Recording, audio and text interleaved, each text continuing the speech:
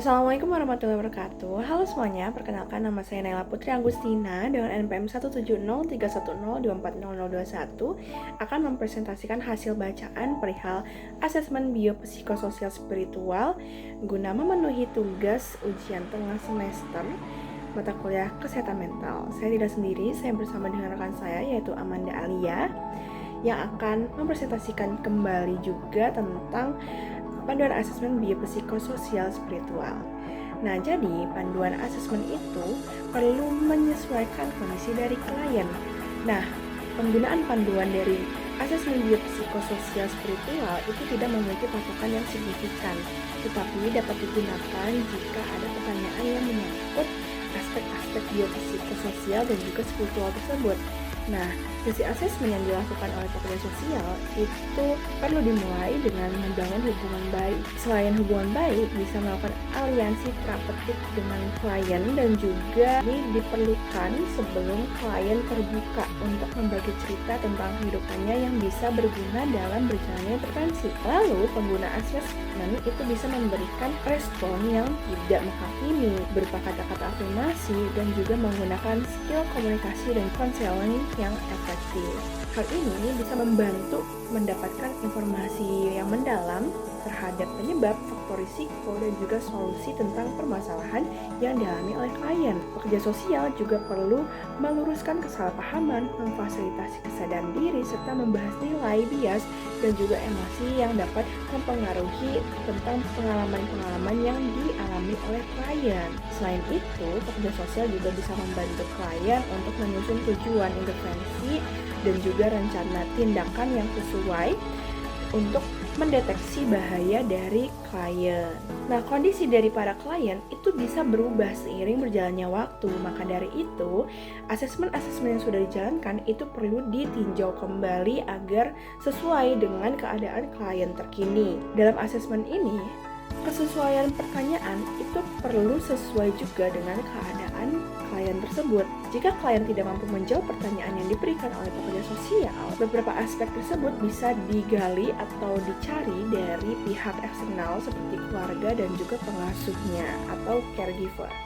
Selanjutnya ada domain-domain dari aspek biopsikososial spiritual. Saya akan menjelaskan dua aspek utama, yaitu biologikal dan juga sosial. Nah, dalam asesmen biologis, Peksos perlu memahami kondisi medis, gejala, komplikasi potensial, serta pengobatan dan penerimaan perawatan dari klien. Dalam hal ini, sangat ditekankan betapa pentingnya mengeksplor kondisi yang mempengaruhi klien dalam menjalankan fungsi sehari-harinya. Bagaimana kebutuhan keperawatan itu bisa terpenuhi dan menjadi hambatan yang terjadi bagi klien. Nah, aspek biologi ini terbagi beberapa elemen. Yang pertama, knowledge of disease and treatment. Nah, dalam sesi ini terdapat contoh pertanyaan yang bisa disampaikan kepada para klien dan juga tujuannya. Nah, contoh dari knowledge of disease and treatment adalah apa yang Anda ketahui tentang kondisi medis atau orang yang sedang Anda rawat, bagaimana obat dapat membantu, dan juga apa yang Anda pahami tentang prognosis. Tujuannya dapat mengeksplorisasi persepsi dari pasien, terus juga bagaimana ia patuh dalam perawatan, masalah pengobatan, dan juga bisa membantu para pekerja sosial medis dalam menyusun intervensi yang sesuai dengan rencananya. Nah, yang kedua, ada pre-morbid status atau status sebelum sakit.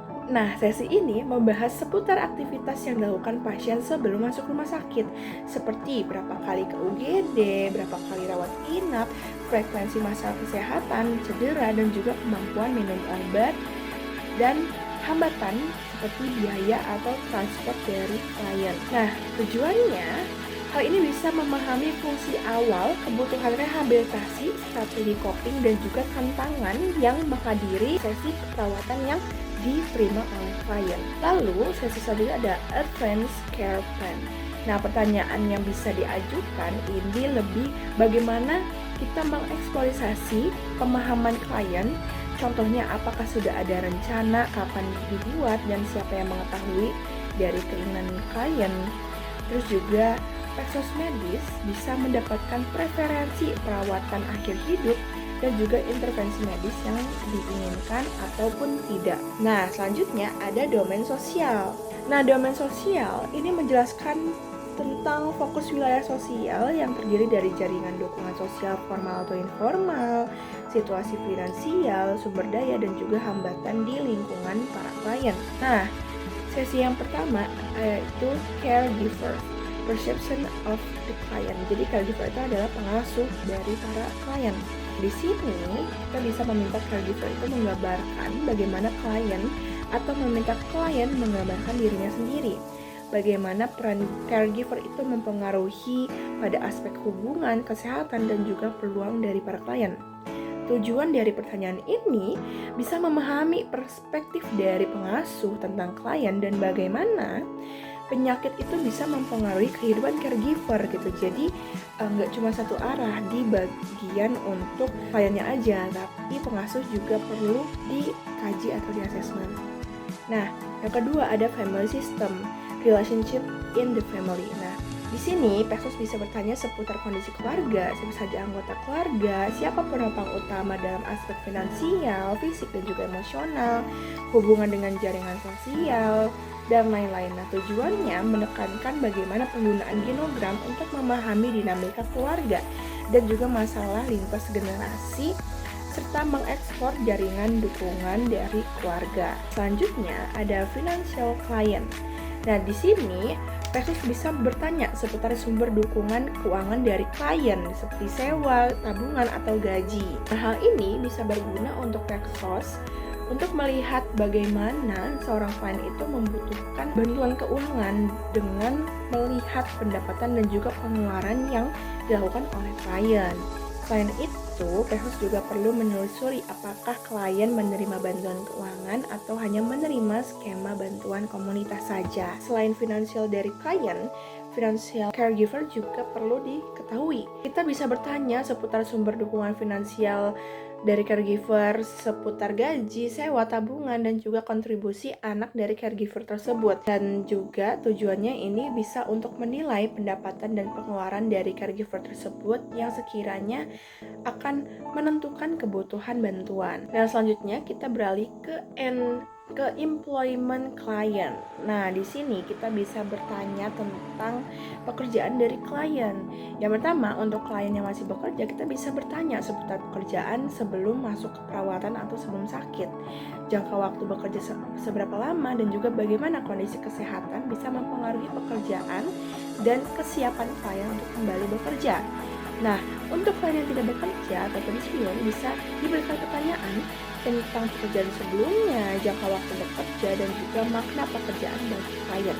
Tujuannya bisa mengeksplor atau mengeksplor status pekerjaan pra penyakit, stabilitas pekerjaan, dan juga implikasi rehabilitasi serta penyesuaian peran. Lalu selain employment client, ini juga ada employment caregiver. Nah, saran pertanyaannya bisa mengarah pada pekerjaan dari caregiver tersebut, bagaimana mengatur peran caregiving dan bekerja, bagaimana peran caregiving ini mempengaruhi pekerjaan mereka. Nah, tujuan dari pertanyaan ini bisa menilai kekhawatiran caregiver terhadap pekerjaan dan juga bisa memanfaatkan sumber daya untuk meringankan beban. Nah, selanjutnya ada care planning client. Nah, di sini pertanyaannya lebih mengacu kepada bagaimana penyusunan rencana perawatan, bagaimana pengaturan perawatan yang dibutuhkan, siapa yang akan merawat, di mana klien akan tinggal, lalu dukungan apa aja yang diharapkan oleh klien. Tujuannya bisa membantu mengidentifikasi isu perawatan yang dibutuhkan, membuat rencana perawatan dengan keluarga, dan juga melakukan rujukan layanan yang diperlukan oleh klien. Lalu yang selanjutnya ada care planning oleh caregiver. Nah, kalau dari caregiver itu pertanyaannya seputar bagaimana pengaturan perawatan yang diperlukan, siapa yang akan merawat jika caregiver tidak mampu, di mana caregiver tinggal, dan dengan siapa, dukungan apa yang diperlukan. Tujuannya bisa mengidentifikasi isu perawatan potensial, menyusun pengaturan perawatan dengan keluarga, serta menyesuaikan ekspektasi antara klien dan juga caregiver. Nah, selanjutnya ada care planning caregiver support. Jadi pertanyaan ini lebih menggali bagaimana seorang caregiving itu berperan dalam keluarga atau komunitas, tugas apa saja yang dijalankan, kekhawatiran sebagai caregiver, dan bagaimana dukungan yang diperlukan oleh caregiver untuk melanjutkan perawatan. Nah, tujuan pertanyaan ini bisa mengeksplorasi peran dari caregiver dan juga mengidentifikasi dukungan apa yang memang mereka butuhkan untuk merencanakan dukungan yang sesuai. Selanjutnya ada community system client. Nah, pertanyaan ini lebih mencakup pertanyaan dari siapa klien menerima dukungan dalam komunitas, bagaimana bantuan diberikan, layanan yang diinginkan oleh klien untuk dilanjutkan setelah pulang, dan layanan yang diperlukan setelah keluar rumah sakit seperti apa. Nah, hal ini bisa menggunakan cara ECOMAP untuk mendeskripsikan dan juga memahami hubungan klien dengan berbagai sistem mikro, meso, dan juga makro. Nah, tujuannya bisa memfasilitasi transisi dari klien untuk kembali ke dalam komunitas, membuat rujukan dan juga menyusun rencana perawatan yang terhubung dengan layanan komunitas yang tepat. Lalu selanjutnya ada community system dari caregiver. Nah, pertanyaannya hampir serupa seperti pertanyaan dari community system bagi klien. Bagaimana dukungan itu diberikan kepada caregiver dalam komunitas, cara bantuan yang diberikan, kapan dimulainya, dan juga frekuensi serta layanan yang ingin dilanjutkan untuk orang yang dirawat. Tujuannya untuk membantu memetakan hubungan komunitas dan juga sumber dukungan dari eksternal. Diharapkan juga kepada para peksos nantinya bisa memahami nih fungsi dari pertanyaan yang diberikan untuk menggali lebih dalam informasi yang penting guna mendukung proses asesmen dan juga intervensinya. Nah, pertanyaan yang digunakan juga harus disesuaikan dengan kondisi juga kebutuhan klien. Hal utama yang perlu diperhatikan adalah bagaimana kita menyadari bahwa membangun hubungan terapeutik itu lebih penting dibandingkan hanya menggali informasi dan juga menghubungkan informasi. Peksos juga harus siap untuk bersikap fleksibel dan mampu tanggap terhadap kebutuhan mendesak dari asesmen klien. Nah, asesmen holistik ini dituang dalam bentuk rencana perawatan yang realistis dan juga berpusat pada individu atau person-centered. Nah, rencana ini juga perlu dipertimbangkan lagi tujuan, nilai, dan juga sudut pandang dari klien serta dapat memanfaatkan seluruh sumber daya yang dimiliki oleh klien. Ketika terdapat kasus di mana klien tidak bisa memiliki kapasitas dalam menjawab pertanyaan yang diberikan ataupun memberikan keputusan, maka penyusunan rencana keperawatan ini perlu upaya membimbing keluarga agar bertindak untuk kepentingan klien dan sesuai dengan keinginan yang diketahui klien. Jadi tidak hanya berpatok pada klien saja jika klien tidak bisa menjawab pertanyaannya. Nah, terdapat diagram yang berbentuk pusat seperti di foto ini yang terbagi menjadi 4 kuadran, yaitu biologi, psikologi, sosial, dan juga spiritual, yang bisa menjelaskan kondisi kesehatan para klien, kebutuhan perawatan dan pengobatan, serta kondisi biologis lainnya. Psikologi bisa menjelaskan bagaimana kepribadian, suasana hati, dan juga kondisi mental, stresor, dan keterampilan coping, serta harapan dan juga ekspektasi dari klien. Aspek sosial lebih menjelaskan bagaimana hubungan keluarga, dukungan, sumber daya, layanan komunitas, dan juga aksesibilitas layanan. Sedangkan spiritualitas dapat menjelaskan tentang agama, praktik spiritual, nilai dan keyakinan, dan juga proses pencarian makna dan juga harapan. Nah, kesimpulannya, diharapkan para pekerja sosial bisa memahami secara mendalam tentang 4 domain yang sudah dibahas, yaitu biologis, psikologis, sosial, dan juga spiritual. Saya Amanda Alia dengan NPM 170310240002. Saya izin menambahkan untuk penjelasan daripada dokumen atau panduan yang telah diberikan oleh Bapak Heri Wibowo untuk membantu memberikan arahan kepada pekerja sosial dalam melakukan asesmen secara menyeluruh dan juga holistik, terutama pada layanan intermediate and long term care, seperti kayak misalnya rumah sakit, komunitas, panti werda, pusat layanan lansia, dan juga layanan kesehatan berbasis rumah. Nah, metodenya itu digunakan adalah BPSS, yaitu agar pekerja pekerja sosial memahami kondisi klien secara utuh meliputi aspek biologisnya, psikologisnya, sosial, dan juga spiritual. Sehingga nantinya intervensi yang diberikan itu lebih tepat berpusat pada klien dan juga sesuai dengan kebutuhan individu seperti itu. Dan kerangka tersebut itu dapat membantu pekerja sosial untuk mengumpulkan serta mengintegrasikan informasi dari berbagai aspek kehidupan klien untuk memahami juga nih perilaku kesehatan dan juga dampak kondisi medis terhadap kehidupan sosial dan emosional mereka nantinya. Selanjutnya saya akan menjelaskan mengenai pemahaman domain psikologis dan juga dimensi rohani atau spiritual dalam praktik pekerja sosial untuk klien. Oke, jadi baik, sebagai pekerja sosial tentunya perlu memahami kondisi klien secara utuh gitu, baik dari fisik, mental, sosial maupun spiritualnya. Yang merupakan proses penting gitu dalam proses pendampingan dan juga pemulihan klien nantinya. Jadi klien itu tidak hanya dipandang dari sisi medisnya saja, tetapi juga dari cara mereka berpikir, merasakan, berperilaku, serta memaknai pengalaman hidup dan juga penyakit atau permasalahan yang mereka hadapi. Selanjutnya saya akan menjelaskan domain psikologis. Jadi domain atau elemen psikologis ini berkaitan erat dengan pikiran, emosional, suasana hati, dan juga perilaku klien, serta bagaimana semua aspek tersebut berintegrasi dengan kondisi fisik dan juga pengalaman penyakitnya. Jadi kesehatan psikologis yang baik itu dapat mendukung proses penyembuhan, sedangkan gangguan emosional dapat memperburuk kondisi fisik serta menghambat pemulihan. Tujuan utama pengkajian elemen atau domain tersebut itu adalah yang pertama untuk mengeksplorasi pikiran, perasaan, suasana hati, dan kemampuan mengatasi masalah, untuk menilai harga diri, motivasi, dan juga dampak trauma masa lalu dan juga masa kini. Terus yang terakhir itu mengidentifikasi faktor risiko psikologis yang dapat menghambat proses pemulihan.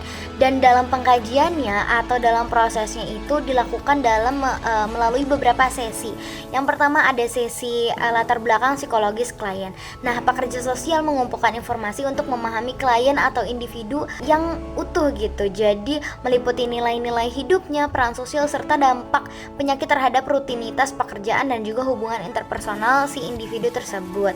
Nah, mungkin beberapa contoh pertanyaannya itu seperti bagaimana Anda mendeskripsikan diri Anda, peran apa yang Anda jalankan dalam keluarga sebelum Anda sakit, serta bagaimana penyakit yang dirasakan itu dapat mempengaruhi rutinitas dan juga hubungan sosial Anda. Nah, selanjutnya ada sesi yang kedua, yaitu keterampilan mengatasi masalah.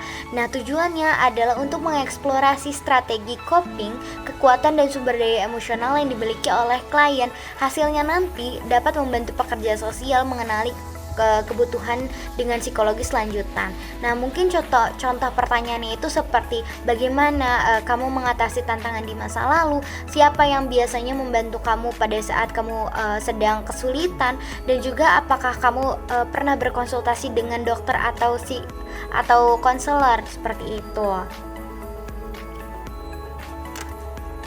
Yang selanjutnya ada sesi yang ketiga, yaitu keterampilan mengatasi masalah bagi pengasuh. Jadi seperti apa yang sudah dibilang oleh Nanay, dalam prosesnya ini terdapat pengasuh juga gitu. Jadi sebagai pekerja sosial kita harus melihat dua POV, yaitu ada POV klien dan juga pengasuhnya. Nah, selain klien, pengasuh juga menjadi fokus karena mereka berperan penting dalam proses pemulihannya nanti. Pekerja sosial menilai tingkat stres dan juga strategi coping daripada penjelasan pengasuh tersebut. Mungkin contoh pertanyaan dari pengasuh ini yang akan dilontarkan oleh pekerja sosial yaitu, apa tantangan terbesar saat merawat klien? Bagaimana Anda mengatasi tekanan selama perawatan yang dilakukan? Lalu juga apakah Anda mendapat dukungan dari keluarga atau lingkungan sekitar? Mungkin seperti itu.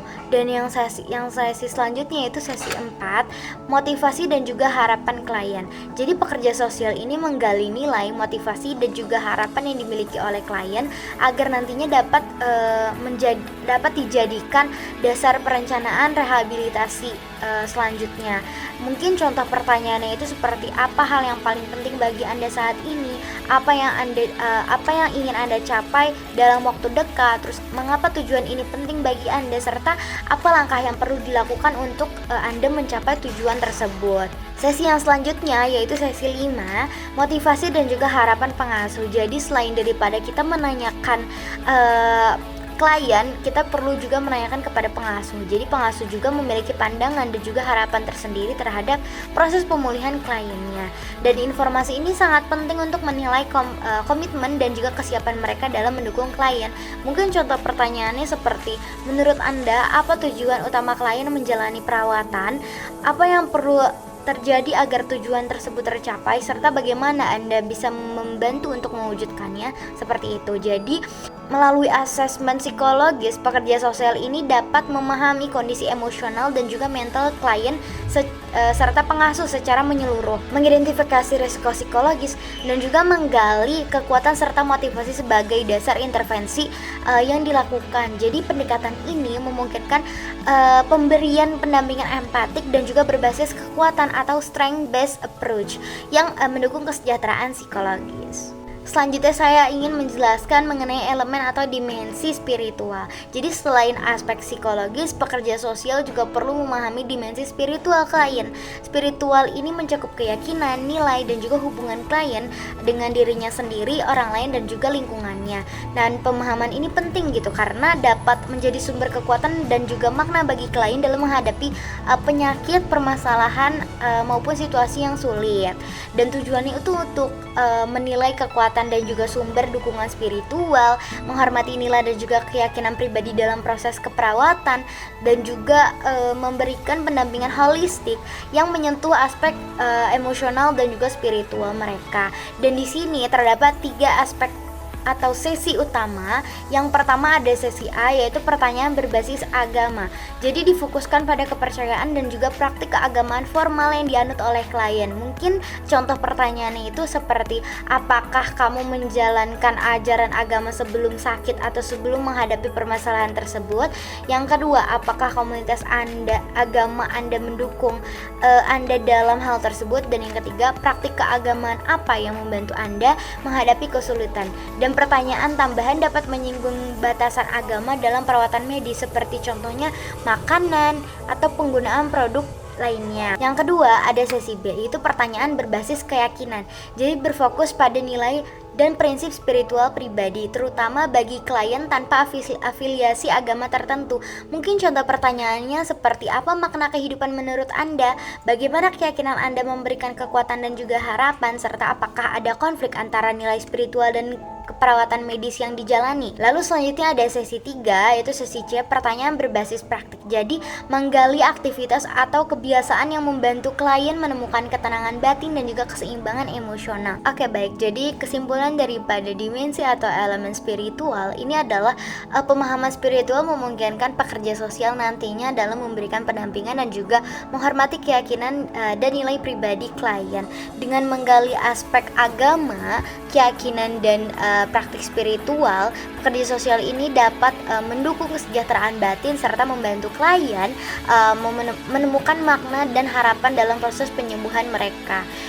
Jadi secara keseluruhan, pekerja sosial ini berperan penting dalam memberikan layanan holistik yang mencakup aspek biologis, psikologis, spiritual, dan juga sosial dengan memahami kondisi morbid, motivasi, serta nilai-nilai spiritual klien. Nah, pekerja sosial ini dapat menyusun rencana intervensi dan juga rehabilitasi yang empatik, berpusat pada klien dan juga selaras dengan kebutuhan dan juga keyakinan klien. Mungkin sekian penjelasan dari saya dan juga Naila. Mohon maaf apabila terdapat kesalahan kata ataupun sikap. Wassalamualaikum warahmatullahi wabarakatuh.